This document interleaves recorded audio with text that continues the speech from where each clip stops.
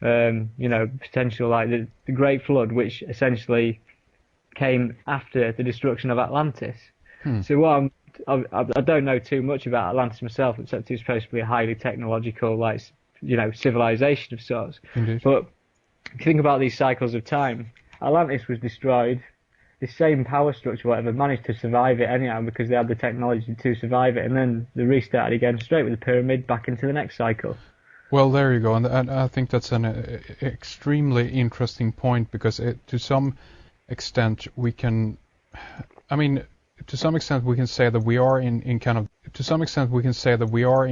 of that technological advancement, as it were, right now, and we're also kind of approaching it. It's the speed up of the thing, and it's like, we're going to be like at the peak of our civilization, as it were, or whatever we want to call it.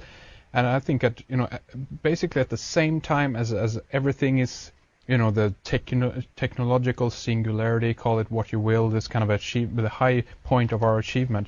At the same time that we actually reach that pinnacle, we could potentially also kind of fall again, so to speak. And this could be a moment, and this might where we'll be around 2012. I don't know. Yeah. Where I can take this now after this.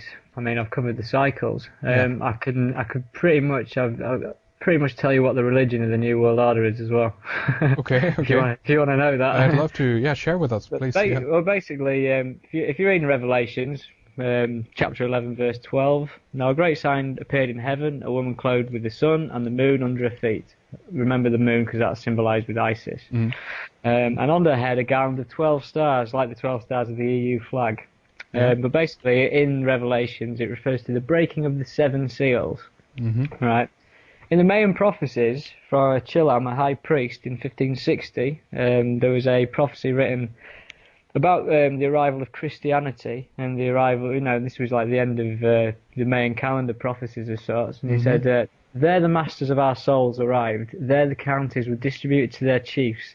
There we began to learn the holy faith. There water began to enter our heads. There were laid the foundations of the high church, the palace of God. There the principle of the 7 sacraments were founded." So 7 again, 7 seals in Revelation, 7 sacraments in the main prophecies. And I do Reiki, so I know what there's 7 of, and there's 7 chakras. 7 sacraments, 7 chakras, same word, same thing to me. Yeah. And as a confirmation of that, on my blog, there's some more deciphering of imagery. And if you have an issue of the UK passport from 1998, I think that's when mine was issued, there's an image of the rose, the thistle, and the daffodil, which are the flowers of England, Scotland, and Wales. But as I've said, these images have 2 meanings, and they have they have a duality. And this image that no one knows what it is, it's on a page called Reserved for Observations Only, with a number 11 on the page. It's basically showing a diagram of the chakra system. And you can correlate that because basically the heart chakra lines up with an image of a heart, and the solar plexus chakra aligns up with an image of a sun. So basically you've got this thing, but even more concerning, or not concerning, on the root chakra and the crown chakra, it's signed with a inverted pentagram. Really? So you think about that, there's an inverted pentagram on your crown chakra and your root chakra. Now, I don't know what that's symbolically saying, but it's obviously involving spiritualism. Yeah. And if this is in the UK passport, it's beyond me that our government have ever acknowledged the chakras. I've never known that in my entire life. Yeah. But as a further proof to the New World Order religion is going to be based on spirituality, the Tibetan flag. I don't know if you've seen this. I've recently picked this up myself because of all the kerfuffle with the Olympic torch and the Dalai Lama and everything. Yeah. Basically, it's become pretty apparent that the Free Tibet movement was funded by the CIA. Because it was a way to rise up against China. But essentially, like, ignoring that, if you look at the Tibetan Buddhist flag, or the Tibetan flag that they used from 1912 to 1950, which is banned by China now, if you look at that, it depicts what is a mountain, but it's not a mountain, it's a pyramid. And at the top of the pyramid is a sun, right? So essentially you've got a pyramid with an all-seeing eye on the banned Tibetan flag that the Tibetan Buddhists used to represent themselves. So what is that saying about Tibet in 1912 to 1950 when they used that flag? It's almost like it's a blueprint for, you know, the New World Order's religion as such, based on meditation, spirituality, chakras, and, you know, all that goes with it. I mean, I'm looking at a picture of the Tibetan flag right now, and even the fact that there's two, you know, lions, if you will, that is holding up the eternal flame, and even the word itself, if you look at pyramidion or pyramidos, I should say, that's basically fire in the middle. So I mean, they give you the hint right there that this is a pyramid, and then you have the sun in the backdrop. I mean, it's incredible.